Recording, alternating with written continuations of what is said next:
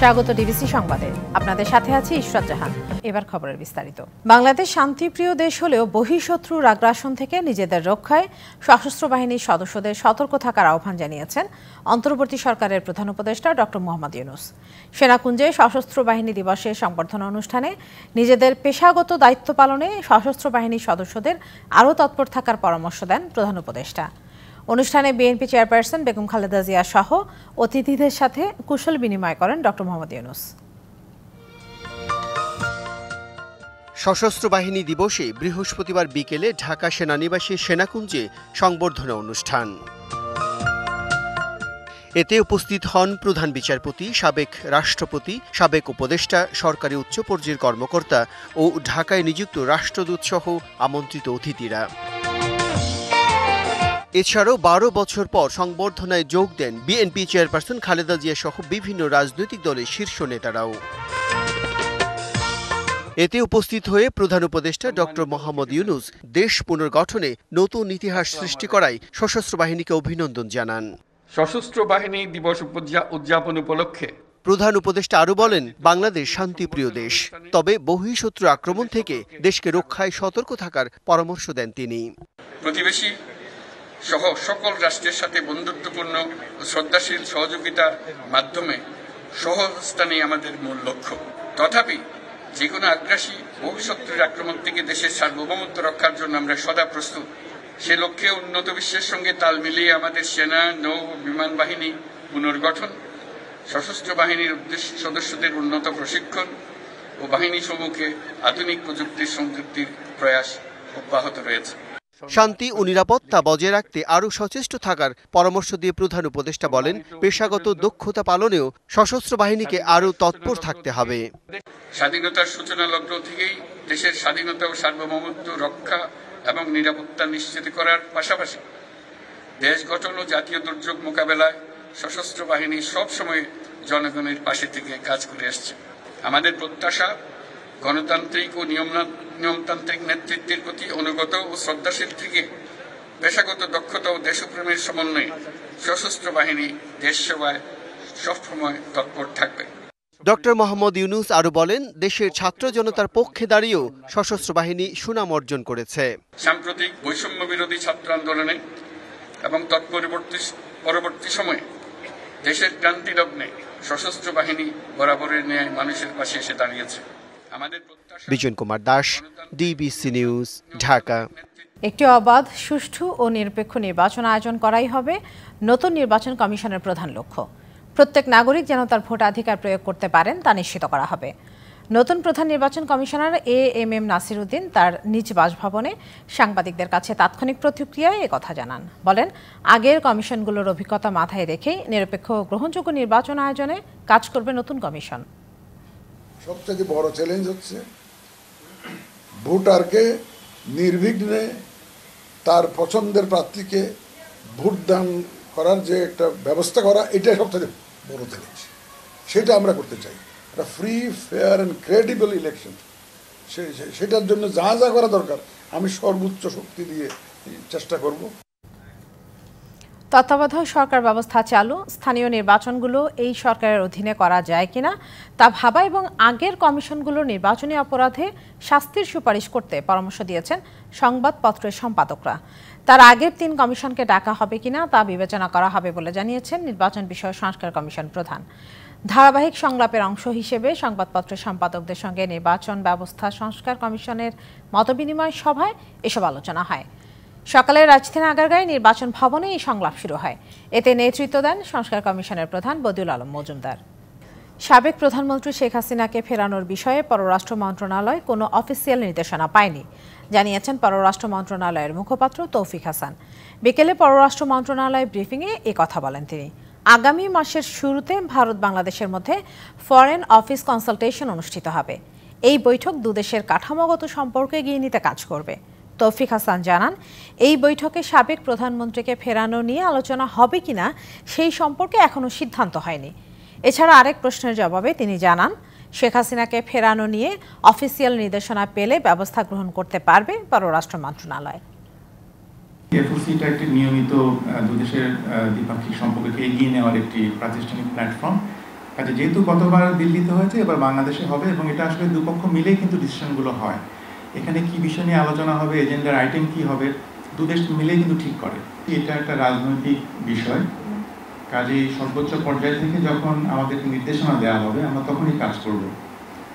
আর আমরা হয়তো এই এফওসি যেটা সামনে হতে যাচ্ছে সেখানেও কিন্তু হয়তো এই বিষয়ে আলোচনা করার অভ্যাস থাকবে। তখন হয়তো জিনিসটা আরো ক্লিয়ার হবে যে আমরা আসলে এই বিষয়টা কিভাবে দেখছি বা কি চাই। সুযোগ হলে শেখ হাসিনার পক্ষে সব মামলায় আইনি লড়াই করতে চান সিনিয়র আইনজীবী জেডাই খান পান্না। তিনি বলেন, আগে ছিল গণগ্রেপ্তার, এখন হচ্ছে গণমামলা। সকালে সাবেক অতিরিক্ত অ্যাটর্নি জেনারেল মেহেদী হাসান চৌধুরীর জামিন শুনানি শেষে জেডাই খান পান্না বলেন, জুলাই আগস্ট গণহত্যায় মেহেদী হাসানের অন্তর্ভুক্তি নিয়ে সন্দেহ আছে। চোখ নষ্ট হয়ে গেছে, না হয় পা নষ্ট হয়ে গেছে, অথবা একটি গুলি লেগেছে, এমন একই স্ক্রিপ্টে অভিযোগ এনে শতাধিক ব্যক্তির বিরুদ্ধে মামলা হচ্ছে বলে অভিযোগ করেন জেডাই খান পান্না।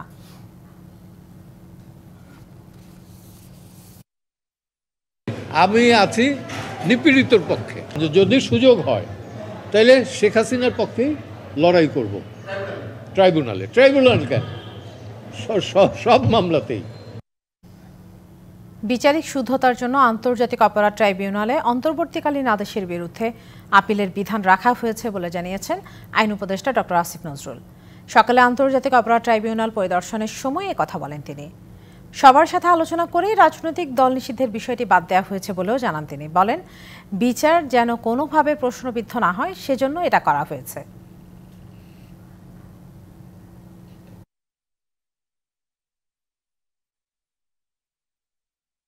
শুদ্ধতা রক্ষার জন্য রাজনৈতিক দলের ইস্যু আনা উচিত না, আমি কালকেই বলেছি ভাই। আপিলের অনুমতি রাখা হয়েছে অন্তর্বর্তীকালীন আদেশের বিরুদ্ধে, এটা বিচার বিলম্বিত করা শামিল কিনা অনেকেই মনে করছেন এটা কোনো চক্রান্ত, মানে জুলাই আগস্টের বিপ্লবের সাথে এটা বিচারের শুদ্ধতার জন্য করা হয়েছে এবং খুব সীমাবদ্ধ ক্ষেত্রে।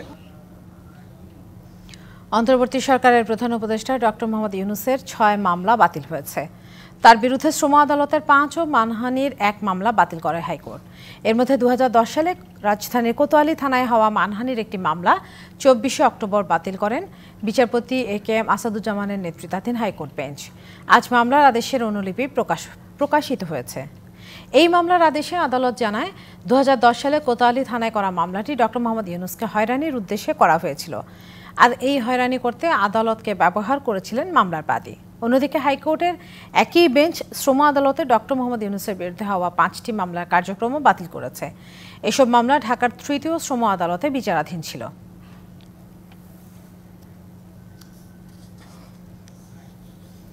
স্বাধীনতার চেতনা 24 গণ অভ্যুত্থানে নবায়ন হয়েছে বলে মন্তব্য করেছেন সংস্কৃতি বিষয়ক মন্ত্রণালয়ের উপদেষ্টা মোস্তফা সরোয়ার ফারুকী। সংস্কৃতি মন্ত্রণালয়ের গৃহীত নানা উদ্যোগের কথা তুলে ধরতে বৃহস্পতিবার সচিবালয়ে এক সংবাদ সম্মেলনে এমন মন্তব্য করেন তিনি। স্বাধীনতার চেতনা যেন 24-এ নবায়ন করার জন্য 24 ঘটেছে, এবং আমি বিশ্বাস করি ভিন্ন মত প্রকাশের যে স্বাধীনতা সেটাই 24-এরই একটা অঙ্গীকার। আপনি জাস্ট তাকান একটু পেছনে ফিরে, যে মানুষগুলো প্রাণ হারিয়েছে তাদের দিকে তাকান, এবং আমি তো মনে করি সারা বাংলাদেশ এই আন্দোলনের সময় মানে কয়েকজন ফ্যাসিস্টের সহযোগী ছাড়া সবাই পার্টিসিপেট করেছে, এবং সবাই একই সঙ্গে আশঙ্কায় ছিল কে কখন মারা যায়। ফলে এটা একটা বড় বিপ্লব, এবং এই বিপ্লবটা কেন হয়েছে? কারণ স্বাধীনতার আসল চেতনাটা বাস্তবায়িত হয়নি। বাংলাদেশের মানুষ গত 16 বছর বিশ্বাস করেছে তারা স্বাধীন না। 6 ঘন্টা পর মহাখালীর রেল স্টেশন ও আশপাশের সড়ক ছেড়ে দিয়েছে ব্যাটারি চালিত শতাধিক অটোরিকশা চালকরা। স্বাভাবিক হয়েছে ট্রেন চলাচল। এর আগে ব্যাটারি চালিত অটোরিকশা বন্ধের নির্দেশের প্রতিবাদে রিকশা চালকদের বিক্ষোভের কারণে অচল অবস্থা দেখা দেয় রাজধানীতে। তীব্র যানজটে নাকাল হয়ে পড়েন নগরবাসী। বৃহস্পতিবার সকাল থেকেই আগারগাঁও, কল্যাণপুর, গাবতলী, টেকনিক্যাল মোড়, মহাখালী, মোহাম্মদপুর, পল্লবী, ডেমরা, বসিলা সহ বিভিন্ন এলাকায় সড়ক অবরোধ করে ব্যাটারি চালিত অটোরিকশা চালকরা। রাজধানীতে ব্যাটারি চালিত রিকশা বন্ধের সিদ্ধান্তের প্রতিবাদে চলমান এই আন্দোলন মহাখালী থেকে শুরু করে ছড়িয়ে পড়ে রাজধানী জুড়ে। অটোরিকশা চালকের হঠাৎ করে আর গরিব মানুষের পেটে লাথি মারা। কত লক্ষ মানুষ এই অটো রিক্সা চালাইয়া তাদের জীবিকা নির্ভর করে। অটো রিক্সাগুলো যদি নিয়ে চলে যায়, তুলে নিয়ে গেল, এই মানুষগুলি কি করে খাবে? এতে সড়কে তৈরি হয় ব্যাপক যানজট। অবরোধে ভোগান্তিতে পড়েন যাত্রীরা।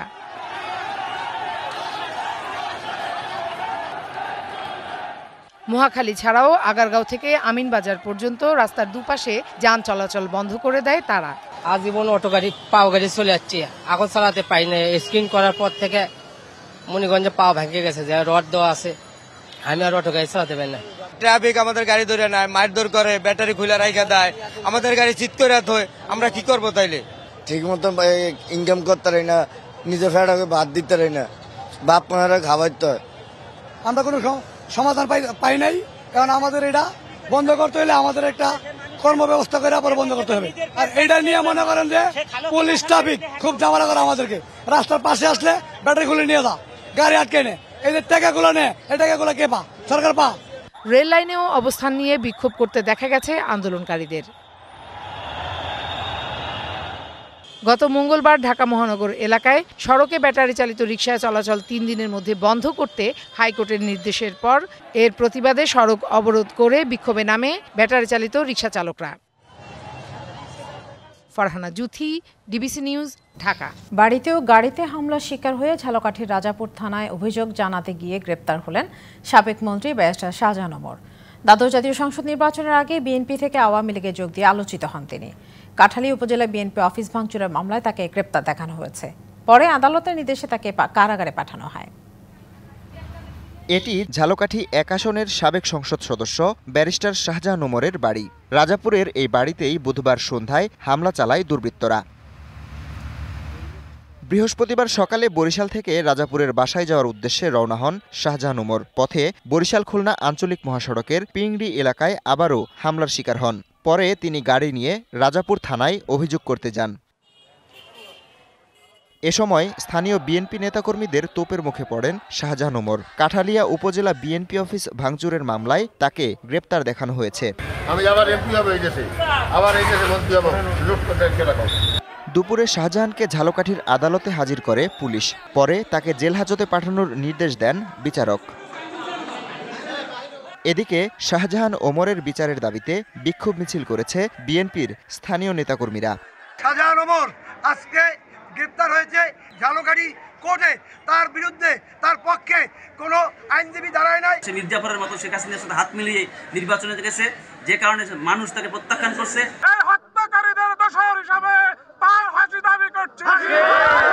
দ্বাদশ জাতীয় সংসদ নির্বাচনের আগে বিএনপির ভাইস চেয়ারম্যান পদ থেকে অব্যাহতি নিয়ে আওয়ামী লীগে যোগ দিয়ে আলোচিত হন শাহজাহান ওমর। এরপর ঝালকাঠি 1 আসনে তিনি নৌকা প্রতীক নিয়ে সংসদ সদস্য নির্বাচিত হন। DBC news desk. BNP chairperson Begum Khaleda Zia, Tarique Rahman সহ অন্য সবার রাজনৈতিক মামলা এক আদেশে প্রত্যাহারের দাবি জানিয়েছেন সাংবাদিক শফিক রেহমান। সজীব ওয়াজেদ জয়কে অপহরণ ও হত্যা চেষ্টা মামলায় আদালতে আত্মসমর্পণ করে জামিন পেয়ে তিনি এ কথা বলেন। অর্থনৈতিক সংস্কারে ডক্টর ইউনূসকে ধরে রাখারও আহ্বান জানান শফিক রেহমান। সাজা মওকুফের আবেদন করতে বৃহস্পতিবার আদালতে হাজির হন জায় দিন সম্পাদক হিসেবে খ্যাত শফিক রেহমান। এদিন সাবেক প্রধানমন্ত্রী শেখ হাসিনার ছেলে সজীব ওয়াজেদ জয়কে অপহরণ ও হত্যা চেষ্টা মামলায় তিনি জামিন পেলেও শুনানি হয়নি সাজা বাতিলের। চ্যালেঞ্জ দিচ্ছি, চ্যালেঞ্জ চ্যালেঞ্জ চ্যালেঞ্জ আপনারা খুঁজে বের করুন সজীব ওয়াজেদ জয় কিভাবে এবং কেন আমেরিকায় যেতে হয়েছিল তাকে। পরে শুনানি শেষে আদালত থেকে বেরিয়ে বেগম খালেদা জিয়া ও তারেক রহমান সহ অন্যান্যদের সব রাজনৈতিক মামলা বাতিলের দাবি জানান শফিক রেহমান। যেসব রাজনৈতিক নেতা কর্মী এখনো জেলে আছেন, প্লিজ প্লিজ তাদের সবাইকে এক ঘোষণায়, সেখানে তারেক রহমান, ম্যাডাম খালেদা জিয়া, মির্জা ফখরুল এবং অন্য যারা আছেন সবার যেন এক ঘোষণায় মুক্তি দেওয়া হয়। এ সময় অর্থনৈতিক সংস্কারে ডক্টর ইউনূসকে ধরে রাখার আহ্বান জানান তিনি। এই টাকাটা আনছেন ডক্টর ইউনূস। ডক্টর ইউনূস বিদেশে খ্যাতিমান লোক, তার আবেদনে সাড়া দিয়ে অনেকে দিচ্ছেন। সুতরাং ডক্টর ইউনূসকে আপনারা যেতে দেবেন না, তাকে ধরে রাখেন, তাকে কাজ করার সুযোগ দিন। 15-17 বছর জঞ্জাল 15 মাসও যাবে না। এদিকে তার আইনজীবী জানান হয়রানি করতেই এই মামলা, তাই সাজা বাতিল চেয়ে আপিল করেছেন তারা।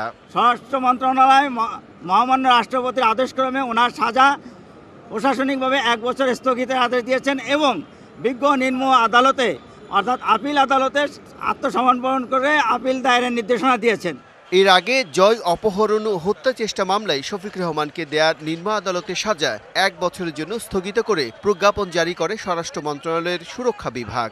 এ আদেশ অনুযায়ী গত 30শে সেপ্টেম্বর সিএমএম আদালতে হাজির হলে গ্রেপ্তারি পরোয়ানা প্রত্যাহার করা হয়।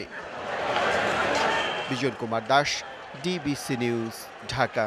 মূল্য নির্ধারণ কাঠামো সংস্কার হলে জ্বালানি তেলের দাম 10 থেকে 15 টাকা কমানো সম্ভব বলে জানিয়েছে গবেষণা প্রতিষ্ঠান centre for policy dialogue CPD. বৃহস্পতিবার রাজধানীতে আয়োজিত এক সংলাপে গবেষকরা বলেন, ভোক্তা স্বার্থ বিবেচনায় জ্বালানি তেলের মূল্য নির্ধারণের সুযোগ আছে।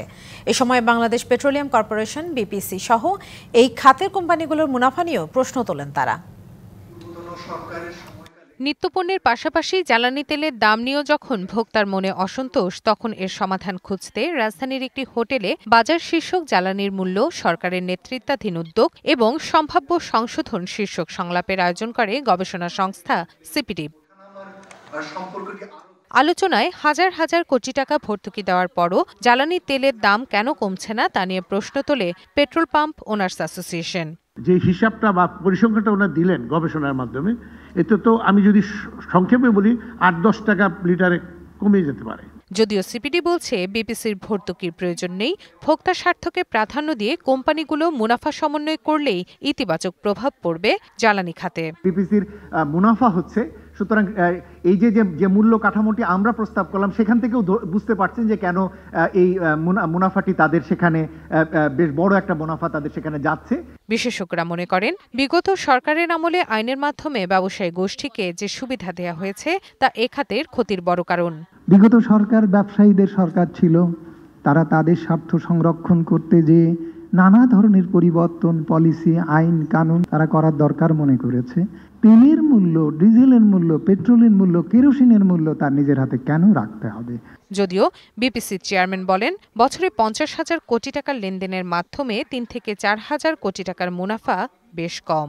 50,000 কোটি টাকার টার্নওভারে 3,000 কোটি টাকা কিন্তু লাভের অঙ্কে খুব বেশি কিছু না। এই টাকা কিন্তু এখান থেকে বিপিসির কর্মকর্তা কোনো লভ্যাংশ, কোনো একটা এক্সট্রা বোনাসও কিন্তু পায় না। এ সময় বিইআরসিকে জ্বালানি তেলের মূল্য নির্ধারণের দায়িত্বের পাশাপাশি এটি নিয়ে একটি আইনি কাঠামো দেওয়ার প্রস্তাব করে CPD. Rifat Nova, DBC news, Dhaka. বাজারে কৃত্রিম সংকট তৈরি করলে অথবা বাজার অস্থিতিশীল করতে চাইলে কঠোর ব্যবস্থা নেওয়ার হুঁশিয়ারি দিয়েছেন বাণিজ্য উপদেষ্টা শেখ বশিরউদ্দিন। সকালে চট্টগ্রাম সার্কিট হাউসে টিসিবির পণ্য বিতরণের সার্বিক কার্যক্রম ও দ্রব্যমূল্য বিষয়ে মতবিনিময় সভায় তিনি এই হুঁশিয়ারি দেন। এছাড়া পাইকারি থেকে খুচরা সব পর্যায়ে ক্রয় বিক্রয় রসিদ সংরক্ষণের উপরও জোর দেন বাণিজ্য উপদেষ্টা। বলেন, চাহিদা ও যোগানে ভারসাম্য ফিরিয়ে আনতে উৎপাদন বাড়াতে হবে। গুটি কয়েক ব্যবসায়ীর কাছে যাতে বাজার জিম্মি হয়ে না পড়ে সেজন্য বাণিজ্যে বেশি মানুষের সংযোগ করা হবে। এর মাধ্যমে বাজারে সরবরাহ বাড়বে বলে জানান উপদেষ্টা। মনিটরিংকে আরও বেশি অ্যাক্টিভ করা, সংযোগ বাড়ানো, ডিও প্রথাটাকে যেটা ওনারা বললেন এটা ব্যাপারে আমরা ব্যাপক আলোচনা করেছি যে এখানে যেন কোনো কৃত্রিম বিলম্ব তৈরি না হয় সেই ব্যাপারে দৃশ্যমান থাকা, এবং ওনাদেরকে আমরা নিশ্চিত করেছি যে কোনো ধরনের অনৈতিক কোনো তদবির বা কোনো ধরনের প্রেশার যেন না আসে সেই দায়িত্ব আমার। মেরিল পেট্রোলিয়াম জেলির সৌজন্যে এবার জানাবো শীতের গল্প।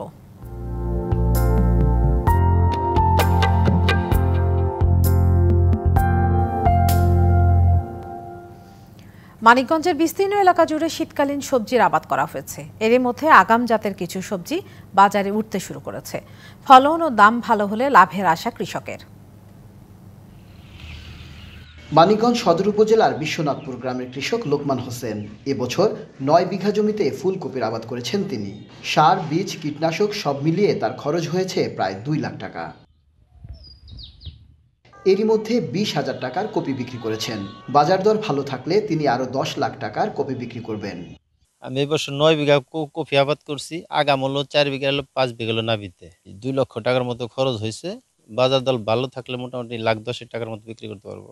লোকমানের মতো জেলার হাজারো কৃষক সবজি চাষ করছেন। কৃষকদের উৎপাদিত লাল শাক, পালং শাক, ফুলকপি, বাঁধাকপি, মূলা, ঢেঁড়স, শিম, বেগুন, লাউ, শশার বাজারে রয়েছে ব্যাপক চাহিদা। বিঘা প্রতি 10 থেকে 20,000 টাকা খরচ করে 40 থেকে 1 লাখ টাকা লাভের আশা করছেন তারা। তবে সার, কীটনাশক ও কৃষি শ্রমিকের মজুরি কম থাকলে আরও লাভবান হতেন তারা। 10 বিঘা হলো কফি লাগাইছি, 2 বিঘা হলো আপনার সিম আর হলো লাউ লাগাইছি। 2 লক্ষ থেকে 2.5 লক্ষ টাকা খরচ হবে। যে বাজার আছে এই বাজারে একটু কম থাকলেও তাতে মোটামুটি আমার 8-9 লক্ষ টাকা বেচা আসবে আর কি। এইবার এই বাজারটা থাকলে আমরা একটু লাভবান হতে পারি। সার বিষ হয়তো এনার দাম ইত্যাদি দাম কমলে পরে তাহলে আমরা কৃষকের সুবিধা হয়। অনুকূল আবহাওয়া ও ন্যায্য দাম পেলে চাষিরা অর্থনৈতিকভাবে লাভবান হবেন বলে আশা কৃষি অধিদপ্তরের। যদি আমাদের আবহাওয়া অনুকূলে থাকে এবং কৃষি বিভাগের পরামর্শে কৃষকেরা উন্নত পরিচর্যা করে তাহলে কৃষকের উৎপাদন খুব ভালো হবে এবং তারা বেশ ভালো বাজার মূল্য পাবে বলে কৃষি বিভাগ আশা করে। চলতি মৌসুমে জেলায় 4,500 হেক্টর জমিতে সবজির আবাদ হয়েছে। এবছর সবজি আবাদের লক্ষ্যমাত্রা রয়েছে 9,882 hectare. Ashraful Alam Liton, DBC news, Manikganj. গেল 24 ঘন্টায় দেশে ডেঙ্গুতে আক্রান্ত হয়ে 9 জনের মৃত্যু হয়েছে। এছাড়া হাসপাতালে ভর্তি রোগীর সংখ্যা 1214 জন। চলতি বছর এখন পর্যন্ত ডেঙ্গুতে মৃত্যু হয়েছে 436 জনের এবং হাসপাতালে ভর্তি হয়েছেন 84,368 জন। স্বাস্থ্য অধিদপ্তর জানিয়েছে সারা দেশের বিভিন্ন সরকারি ও বেসরকারি হাসপাতালে বর্তমানে 3,882 জন ডেঙ্গু রোগী ভর্তি আছেন, যার মধ্যে শুধু ঢাকায় 1,560 জন, বাকি 2,322 জন অন্যান্য বিভাগে। প্রতারণার অভিযোগে ভারতের প্রভাবশালী শিল্পগোষ্ঠী আদানি গ্রুপের প্রধান গৌতম আদানি ও তার ভাতিজা সাগর আদানির বিরুদ্ধে গ্রেপ্তারি পরোয়ানা জারি করেছে যুক্তরাষ্ট্রের একটি আদালত।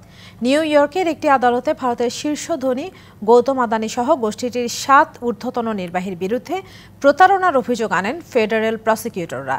এরপরই আদানি গ্রুপের মালিকানাধীন প্রতিষ্ঠানগুলোর শেয়ারে ধস নেমেছে।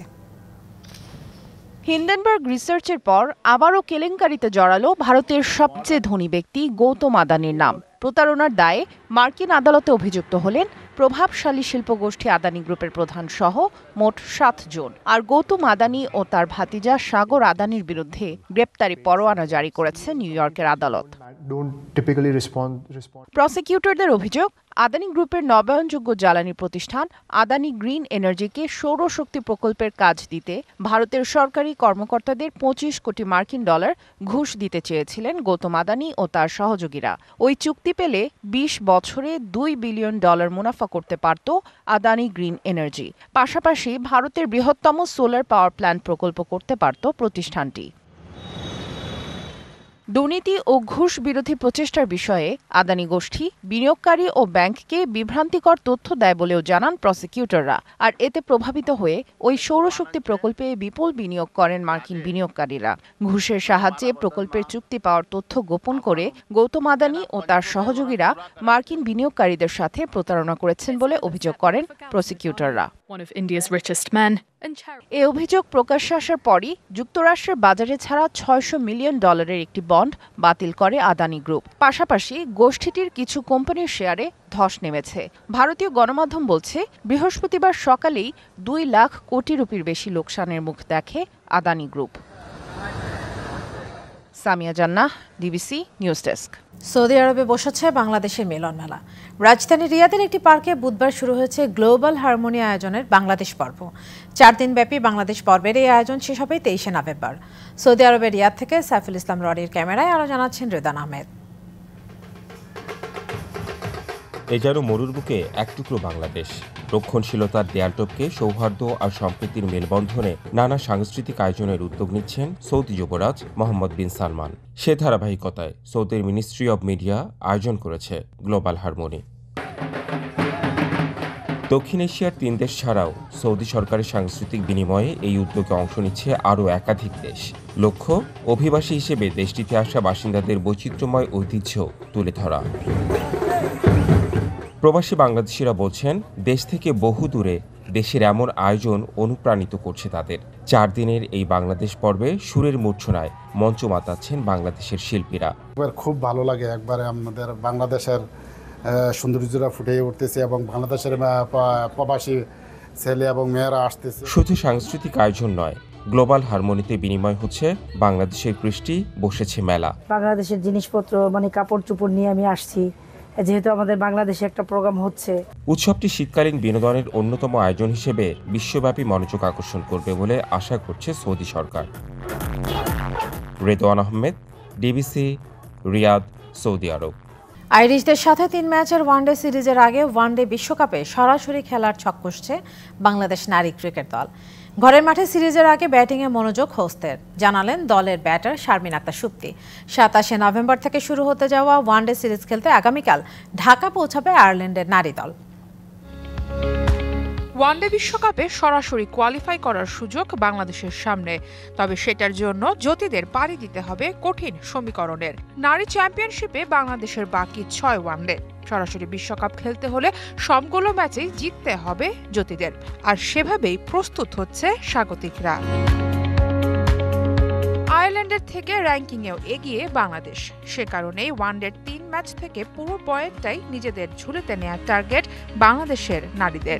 সিরিজ বলতে 1/1 ম্যাচ আমরা সবগুলো পয়েন্টের জন্যই খেলবো ওয়ানডে ক্রিকেটে। তো অবশ্যই কে জিততে চায় না, জেতার জন্য এবং জিতে সবগুলো ম্যাচ যদি জিতি অবশ্যই সেটা স্মরণীয় হয়ে থাকবে। সরাসরি ওয়ানডে বিশ্বকাপ খেলার সুযোগ সামনে থাকলেও সুপ্তা কথা বললেন দলের কমতির জায়গাগুলো নিয়ে। ব্যাটিংয়ের দুর্বলতার সাথে ঘরোয়া ক্রিকেটের গ্রুমিংটাও ঠিকমতো হয় না বলে আবারও বললেন এই ব্যাটার। আমাকে যদি বলেন, আমাদের আসলে ভালো করার অনেক সুযোগ আছে, স্পেশালি আমাদের ওমেন্স টিম। আমাদের হচ্ছে ফ্যাসিলিটিস যদি বলেন, আমাদের সব কিছু থেকে আমি এখন আমাদের ছেলেদেরই এনাফ খেলার সুযোগগুলো নেই, সেখানে তো আমাদের টুর্নামেন্টগুলো কম। ডিফারেন্সটা সেটা হচ্ছে আমাদের বেড়ে ওঠাটা, আমাদের যে ছোটবেলা থেকে বেড়ে ওঠাটাই আসলে আমাদের ডিফারেন্স তৈরি করে দেয়। চলমান উইমেন্স চ্যাম্পিয়নশিপের পয়েন্ট টেবিলে 9 নম্বরে আছে বাংলাদেশ নারী ক্রিকেট দল। 18 ম্যাচ খেলে 4 জয়ে মাত্র 13 পয়েন্ট জ্যোতিদের। সরাসরি ওয়ানডে বিশ্বকাপ খেলতে হলে পয়েন্ট তালিকায় শীর্ষ 6 থাকতে হবে বাংলাদেশকে। সারা মাহবুব, ডিবিসি নিউজ ডেস্ক।